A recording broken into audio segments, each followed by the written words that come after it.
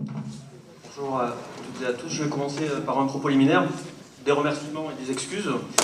Des remerciements d'abord pour cette invitation et puis pour avoir ouvert ce type de manifestation à une matière qui finalement qu'on trouve peu et qu'on entend peu, c'est la tarification et le contentieux de la tarification. Et puis en corollaire des excuses parce que c'est pour une raison, c'est que c'est un peu compliqué la tarification, surtout à 14 h. Donc merci de me proposer cette intervention juste après le repas. Alors, on m'a proposé un titre autour du financement à la tarification, évolution théorique et jurisprudentielle. Il se passe beaucoup de choses dans ce secteur en matière de tarification, c'est passionnant. Le choix que je fais, c'est d'essayer de vous démontrer qu'on essaie de réformer un truc et qu'il ne faut surtout pas le faire, et je vais essayer l'idée aussi, c'était de précéder l'intervention de M. Vacher, qui lui, dans le cadre d'un rapport dont je parlerai juste après, propose peut-être d'autres pistes, même si l'objet de son rapport n'était pas effectivement de travailler sur la question de la tarification. Alors, cette question des réformes de tarification des établissements et services sociaux et médico-sociaux, on le sait, elle relève d'une logique statistique implacable. C'est-à-dire qu'à chaque fois que les pouvoirs publics considèrent, à tort ou à raison, qu'ils n'ont plus les moyens de leurs ambitions pour prendre en charge les personnes en situation de fragilité du fait de leur âge, de leur handicap, de leur exclusion sociale, etc., ces mêmes pouvoirs publics envisagent éventuellement une réforme plus ou moins profonde de la tarification au sens du Code de l'action sociale et famille. Et d'ailleurs, je le disais tout à l'heure, le rapport qui nous sera présenté dans le cadre de la prochaine intervention par M. Vacher apporte sur ce point des éléments assez intéressants, il me semblait important et il me tenait à cœur ici de les saluer.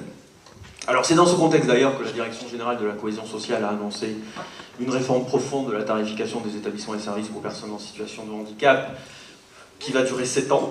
Bon, c'est dire la lourdeur du chantier, en tout cas c'est comme ça que c'est annoncé, et sur ce sujet particulièrement sensible, il me semble qu'il importe d'être extrêmement prudent, dans la mesure où les déceptions de demain seraient sans doute pires que les regrets d'aujourd'hui. C'est une phrase de mon grand-père, je l'adore, donc je l'ai casé, il sera ravi. Parce que finalement, le corpus réglementaire, législatif et réglementaire sur lequel se fonde aujourd'hui la tarification sociale et médico-sociale n'est pas très vieux. Il date de, on sait, d'octobre 2003, c'est le fameux décret du 22 octobre 2003, qui est codifié, alors pour les névrosés, aux articles R 314.1 à 204 du Code de l'action sur la famille. Il m'énerve ce micro. Qui est un corpus législatif et réglementaire qui a été depuis largement amendé par des décrets, des ordonnances, des lois de financement de sécurité sociale, des lois de finances, mais qui reste quand même une base solide. Solide d'abord, et puis surtout qui reste aussi ancré dans l'esprit et la lettre de la loi du 2 janvier 2002, dont on a salué il y a finalement assez peu de temps le 10e anniversaire. Et vu l'émotion que ça a suscité, le 10e anniversaire de la loi du 2 janvier 2002, on peut se penser que, y compris dans le paradigme de la tarification, là aussi les gens ont des raisons de s'en satisfaire. Alors ce décret budgétaire du 22 octobre 2003, il a été contesté très largement à sa sortie, pour des questions de fond et des questions de forme, je n'y reviens pas, vous vous en souvenez mieux que moi. Et il est toujours, aujourd'hui, extrêmement contesté, et de façon finalement assez paradoxale. Qu'est-ce qu'on lui reproche finalement, ce décret ? Généralement, quand on parcourt les colloques, quand on lit les bouquins à ce sujet, on constate qu'il y a 3 grandes critiques qui sont faites aujourd'hui à la tarification sociale et médico-sociale, et des critiques qui justifient, selon ses détracteurs, une réforme plus ou moins profonde de la tarification. 3 éléments, et je vais essayer de vous le démontrer, qui de mon point de vue ne tiennent pas vraiment. Et ce que je vous propose sur la méthodologie, c'est de les reprendre les uns après les autres, chacun des 3, et de voir si finalement on peut contester cette tarification sur ces motifs-là. Premier argument, on nous dit souvent que la tarification médico-sociale repose, alors je précise, oui, je vais essayer d'éclairer ça à la lumière de la jurisprudence du contentieux de la tarification, c'est-à-dire les tribunaux de première instance, les TITSS, tribunaux interrégionaux de tarification sanitaire et sociale. Il faut le savoir, c'est important, ça tombe à l'examen en général. Et puis en deuxième instance, il y a la Cour nationale de tarification sanitaire et sociale. Rappelons que, sous le contrôle de Maître Pagès, qu'il s'agit d'un contentieux administratif spécialisé, et que la troisième instance, c'est la cassation, et c'est le Conseil d'État. C'est ça ? Donc, premier argument qui est opposé souvent par les détracteurs de la tarification actuelle, c'est le fait que la tarification médico-sociale, je cite parce que je ne le pense pas, la tarification médico-sociale repose sur des coûts historiques, les fameux coûts historiques, aggravant année après année les inacceptables différences de traitement entre les différents établissements et services sociaux et médico-sociaux. Voilà la première grande critique qu'on fait traditionnellement à ce qu'est aujourd'hui la tarification médico-sociale. Alors c'est vrai Et c'est incontestable que certains établissements et services sociaux et médico-sociaux ont pu, au gré de leur histoire et à la faveur de tel ou tel soutien technique, soutien politique, ou alors afin de financer un projet qui était valablement reconnu comme étant intéressant et innovant, ont pu bénéficier de tarifs à un moment donné qui aujourd'hui sont assez peu compatibles avec la logique dite de convergence tarifaire sur laquelle je reviendrai juste après. Pour autant, moi je considère que l'argument n'est pas recevable. Pourquoi? L'irrecevabilité de cet argument repose sur une argumentation simple à mon avis. La notion de coût historique que l'administration conteste repose sur celle de taux directeur, que de fait elle conteste aussi. Pour autant, c'est elle souvent qui s'en prévalent alors même que cette notion de taux directeur n'existe pas dans la réglementation. C'est d'autant plus paradoxal d'ailleurs, je le dis qu'en droit, cette notion de taux directeur n'existe pas et le juge de la tarification a, dans le cadre de nombreux éléments de jurisprudence, contesté cette notion de taux directeur en disant le taux directeur ça n'existe pas. Ça veut dire que pour les gestionnaires que vous êtes, dans le cadre de la procédure contradictoire, alors hors CEPOM bien sûr, hein, je prends le cas ordinaire, lorsque vous avez fait des propositions budgétaires et que l'administration vous répond j'ai bien pris note de vos propositions budgétaires, mon enveloppe augmente de 0,84%, vous aurez 0,84%, c'est pas légal. Tout simplement. C'est pas légal pour 3 raisons, nous dit le juge du tarif. Première raison, raisonner comme ça, c'est contraire au principe du contradictoire. Quand je demande de l'argent à mon autorité de tarification et qu'elle me répond moi j'ai 0,84, vous aurez 0,84, elle ne négocie pas. Non. Elle n'est pas dans le cadre d'une procédure contradictoire. Or, la réglementation actuelle sacralise encore, et de mon point de vue c'est heureux, la procédure contradictoire. Deuxième argument, l'application... Ah bon, voilà. Deuxième argument, l'application d'un taux directeur n'est pas prévue aux articles R314, 22 et 23, auxquels je vous renvoie du Code de l'action sur la famille, et l'article qui précise sur quel fondement l'administration peut mettre en œuvre ce que la réglementation appelle des propositions de modification. Alors c'est pudiquement dit, hein, proposition de modification, dans le secteur ça s'appelle des abattements, c'est un peu moins joli, c'est la même chose, hein, proposition de modification. Et relisez les articles R314, 22 et R314, 23, vous ne trouverez pas dans ces articles-là la notion de taux directeur. Il y a eu un débat, il y a une notion qui est celle de dépenses ne pouvant pas être prises en charge. Attention, ça renvoie à un autre article, l'article R314, 26, je me soigne, hein. R314-26, qui, lui, précise effectivement la liste des dépenses qu'on ne peut pas trouver dans un budget. Donc ce n'est pas des dépenses que l'administration ne peut pas prendre en charge parce qu'elle n'en a pas les moyens, ce sont des dépenses que l'administration ne peut pas prendre en charge parce qu'elle n'en a pas le droit. C'est par exemple les frais d'inhumation dans les maisons de retraite. Troisième argument qui préside à l'idée selon laquelle le taux directeur n'existe pas, eh bien c'est que ce taux directeur, l'administration, d'où elle le sort? Elle le sort d'une circulaire, qui elle-même est issue de l'objectif national des dépenses d'assurance maladie, les sous-ONDAM, etc., etc. Et Michel Lafourcade, ce matin, avait raison de dire qu'il y a de l'argent dans le secteur. Hein. Ça, c'est important de le dire. Hein. C'est-à-dire, effectivement, il le dit, mais j'insiste très largement, l'ONDAM, l'objectif national des dépenses d'assurance maladie, c'est-à-dire cette évolution annuelle des dépenses d'assurance maladie, a encore augmenté cette année, alors que la croissance, ça n'a échappé à personne, est plutôt basse, a augmenté j'ai plus le chiffre en tête, je m'excuse, mais de près de 3%. On est dans cet ordre d'idée-là. L'objectif national des dépenses d'assurance maladie a augmenté de 100% au cours des 15 dernières années. Quelle politique publique dans notre pays a eu une telle ambition? C'est important de se le dire aussi. Hein, c'est-à-dire que j'ai effectivement un discours qui peut paraître un peu abrupt vis-à-vis des autorités de tarification. Ne vous y trompez pas, je pense qu'effectivement, il y aurait aussi, à travers la tarification et le contentieux de la tarification, matière à mieux gérer les deniers publics. Mais il n'empêche que le juge du tarif, lui, c'est un imbécile, le juge du tarif, pardon de le dire, mais lui, il juge en droit, il ne juge pas en opportunité. C'est-à-dire que le juge, lui, du tarif, malheureusement aujourd'hui, mais j'y reviendrai tout à l'heure, il n'a pas la capacité à déterminer si ou non l'argent est bien géré. Il a une réglementation, il est là pour l'appliquer. Et donc, troisième élément, l'application d'un taux directeur résulte d'une circulaire ou d'un rapport d'orientation budgétaire non opposable en droit, en rappelant que, effectivement, une circulaire n'est pas un texte de loi, elle n'est pas opposable du tout au gestionnaire, qui peut en faire ce qu'il veut. Alors, il y a peut-être un débat à venir sur le rapport d'orientation budgétaire. C'est-à-dire que là, je vois bien qu'il y a de la matière à jurisprudence du contentieux de la tarification. En tout cas, moi, là, j'interviens en tant que membre de la Cour nationale, et en Cour nationale, nous n'avons pas eu à juger ça, et à ma connaissance, un tribunal interrégional n'a pas eu encore à juger de cette question-là, mais on peut pressentir, puisqu'on est là aussi pour parler des évolutions, on peut pressentir effectivement que les autorités et l'administration auraient, en tout cas à mon avis, auraient intérêt à faire de ce rapport d'orientation budgétaire un document un peu plus solide, lui permettant de se reposer dessus pour éventuellement imposer un taux directeur, mais pour l'instant, ça n'est pas le cas. Alors, je précise aussi que je ne suis pas un intégriste du contentieux de la tarification. C'est-à-dire, je fais partie des gens qui considèrent que le contentieux de la tarification doit rester un acte anormal de gestion. Je considère néanmoins aussi qu'on est dans un état de droit, et que dans un état de droit, il est tout à fait normal qu'à partir d'un moment où la négociation a échoué, on fasse intervenir quelqu'un de neutre et d'expert sur ces questions-là qui puisse trancher. Alors, toute l'ambiguïté d'ailleurs, c'est que cette notion, dans le cas des négociations budgétaires, mais vous savez ça mieux que moi, enfin au moins autant, parce que je dirige aussi des établissements, donc je suis soumis à ces questions-là au quotidien, la notion de taux directeur est souvent ramenée à la notion d'enveloppe limitative. C'est-à-dire tout est lié, c'est-à-dire, hein, c'était le schéma de tout à l'heure, coût historique, taux directeur, enveloppe limitative. C'est le triptyque infernal. Alors, là encore, l'autorité de tarification souvent, alors précisons, pardon, l'enveloppe limitative, ça existe en droit. Le taux directeur n'existe pas en droit, mais l'enveloppe limitative, ça existe. Et c'est prévu à l'article R314-22 du Code de l'action sociale et des familles, il n'y a aucune ambiguïté là-dessus. Mais là encore, c'est là que le juge du tarif est utile, là encore, l'autorité de tarification manque souvent de prudence dans l'utilisation de ce concept d'enveloppe limitative, et le juge du tarif aujourd'hui, il est très pointilleux, chatouilleux sur cette notion.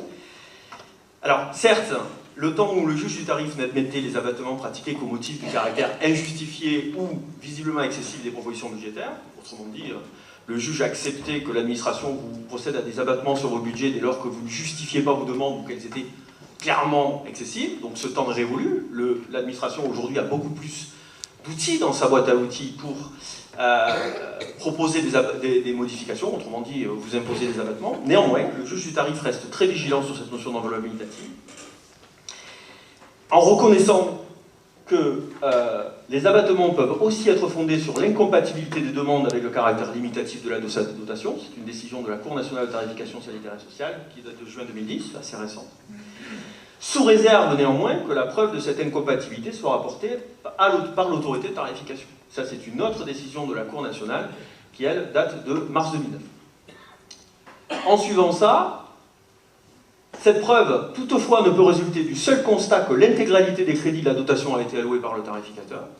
Je vais expliquer en français tout ce que ça veut dire, tout ça. C'est une décision de décembre 2010.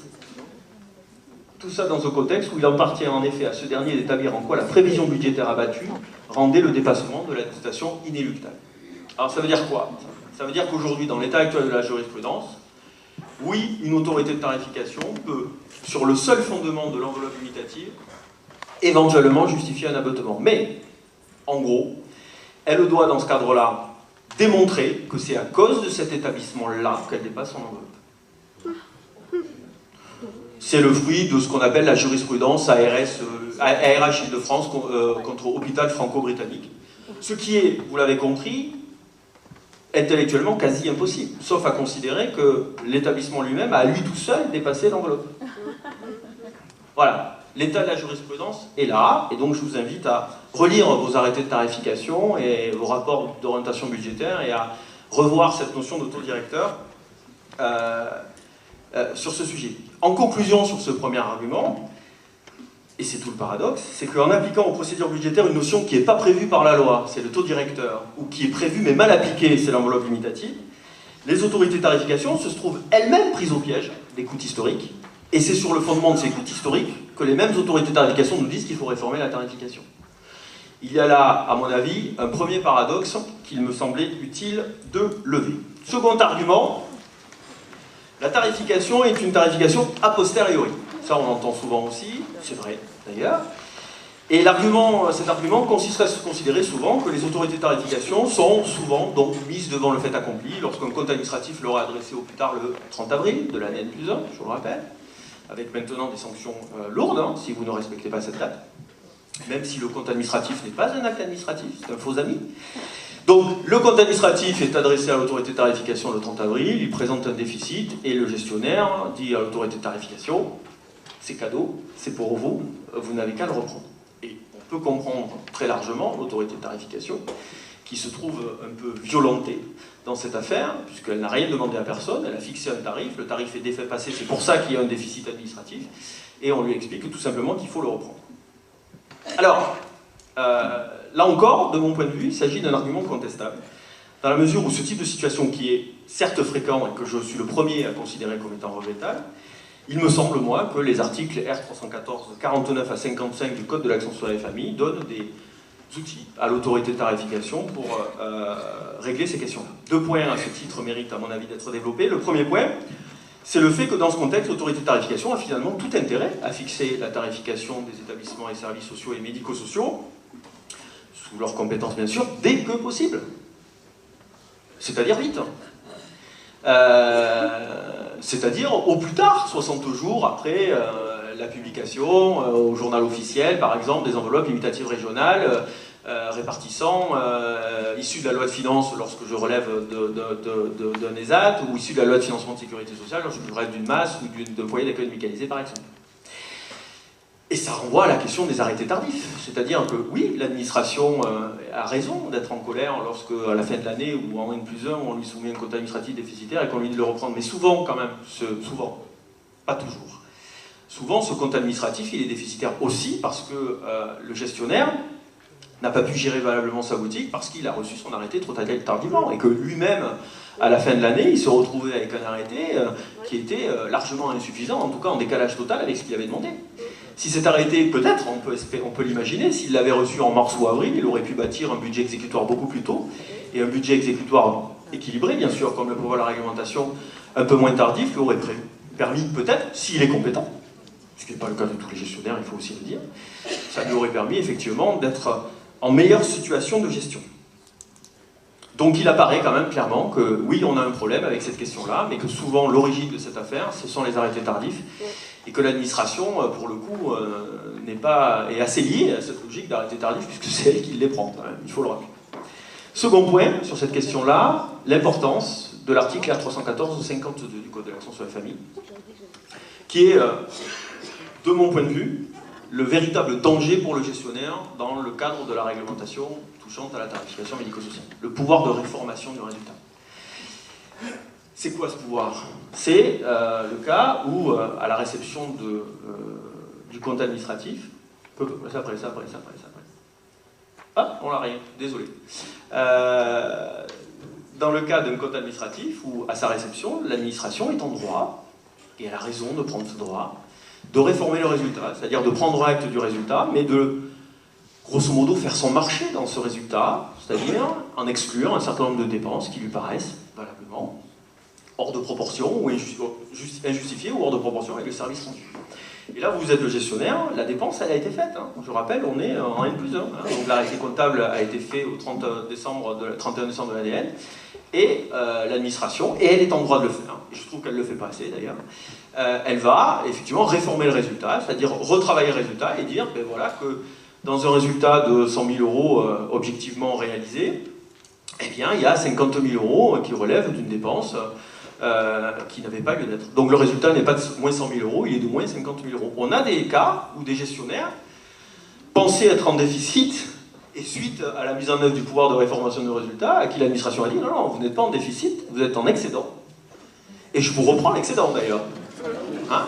On a eu ces cas-là, et c'est légal. C'est légal. Donc dans ce contexte, quand même, il faut repositionner les choses. Certes, c'est ce que je disais en introduction sur ce second argument, l'administration se sent en difficulté et prise au piège dès lors qu'elle voit arriver au 30 avril de l'année N+1 des comptes administratifs déficitaires avec une sorte d'injonction de la part du gestionnaire de reprendre le résultat. Relativisons les choses. D'abord, si on avait des arrêtés moins tardifs, peut-être que ces solutions arriveraient moins souvent. Et deuxièmement, n'oublions pas que celui qui a le vrai pouvoir dans cette affaire, en tout cas sur la question des comptes administratifs, c'est bien l'autorité de tarification en vertu de l'article R314-52 sur le mécanisme de réformation. Je vous invite à le relire avec beaucoup d'intérêt. Troisième argument, la tarification actuelle ne permet pas une véritable intelligibilité des coûts. Alors, cette question-là, c'est celle de l'instauration et de l'exploitation surtout des tableaux de bord constitués des fameux indicateurs médico-socio-économiques. Là encore, de mon point de vue, le Code de l'action sociale et famille, dans sa partie réglementaire touchant à la tarification, article R314, 28 à 33, 6 articles, est très clair et donne des outils extrêmement intéressants à l'administration. L'objectif de ces 6 articles, il est double.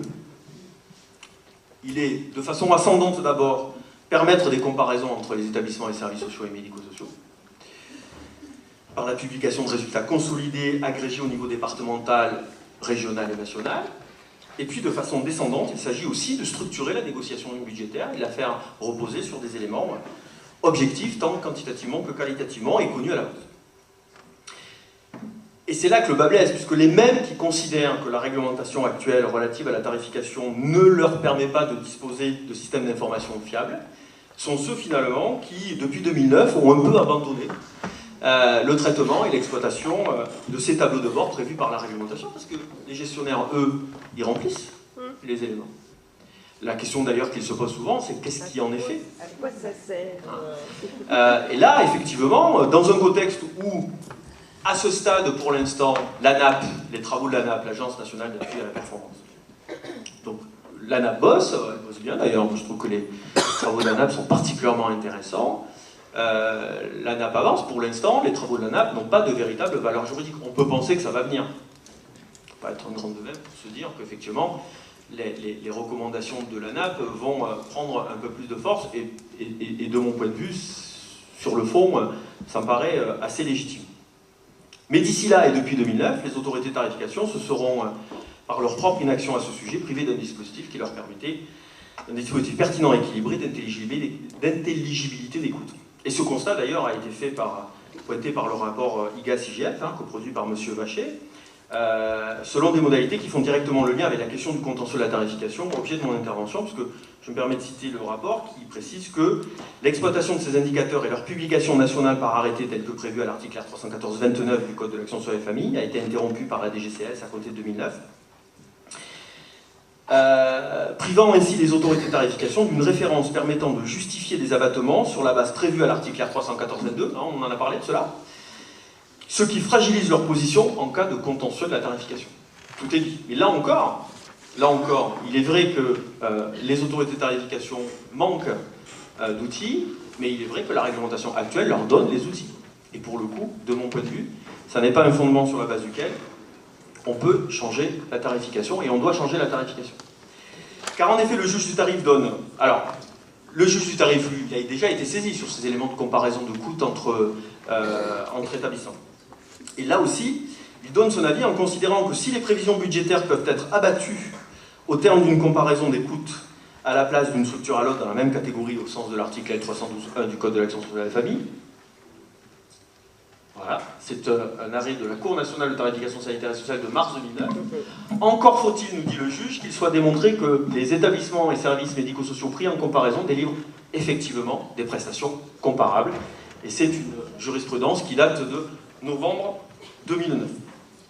Alors, vous voyez bien que là, le juge, il renvoie à l'administration sa capacité à démontrer que ce qu'il compare, c'est comparable, et l'administration, elle a, pour ce faire, besoin de systèmes d'information qui tiennent la route. Et aujourd'hui, elle est en incapacité de le faire, et le danger serait qu'elle nous dise « donc il faut réformer la tarification ».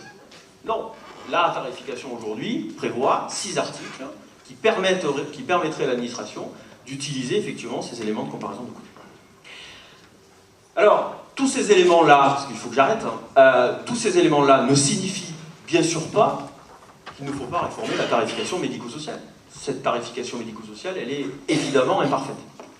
Et d'ailleurs, de mon point de vue, que l'on réforme la tarification médico-sociale au motif qu'au terme de son application pleine et entière, elle ne satisfait pas, ou plus d'ailleurs, aux contraintes des politiques publiques, me paraît totalement entendable. Mais à l'inverse, qu'on justifie d'une réforme de la réglementation sur le fondement de motifs, j'en ai pointé 3, il y en a d'autres, dont j'ai essayé de vous démontrer qu'en fait, il démontrait d'abord qu'on n'appliquait pas la réglementation, me paraît un peu plus contestable intellectuellement. Plus encore d'ailleurs, et c'est là qu'il faut, à mon avis, saluer une fois de plus le rapport Vachet qui va nous être présenté tout à l'heure.